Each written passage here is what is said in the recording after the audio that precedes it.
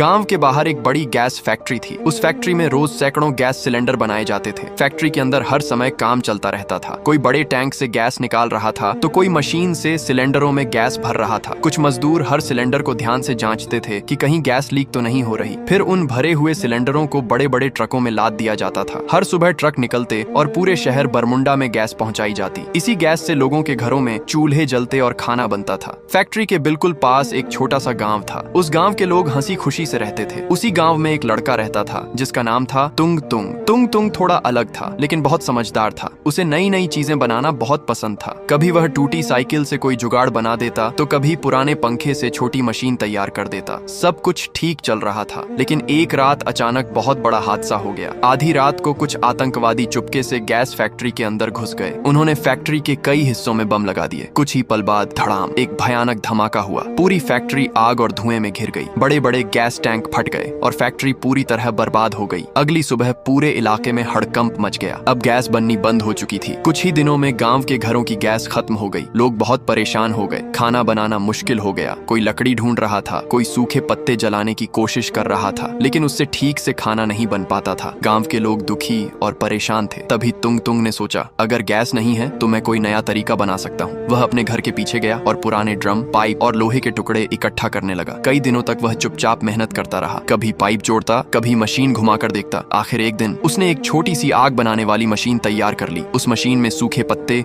भूसा और कचरा डालते ही मशीन के अंदर से तेज और लगातार आग निकलने लगी। अब उस आग पर आराम से खाना पकाया जा सकता था। तुंग तुंग ने वह मशीन पूरे गांव को दिखाया। गांव वाले हैरान रह गए। अब बिना गैस के भी उनके घरों में चूल्हे जलने लगे। कुछ ही दिनों में तुंग तुंग ने ऐसी कई मशीनें बना दी। पूरा गांव खुश हो गया। लोग तुंग तुंग की खूब तारीफ करने लगे। उस दिन के बाद गांव में एक बात सबकी जुबान पर थी, समस्या कितनी भी बड़ी क्यों न हो, अगर दिमाग और हिम्मत हो तो उसका हल जरूर निकल जाता है।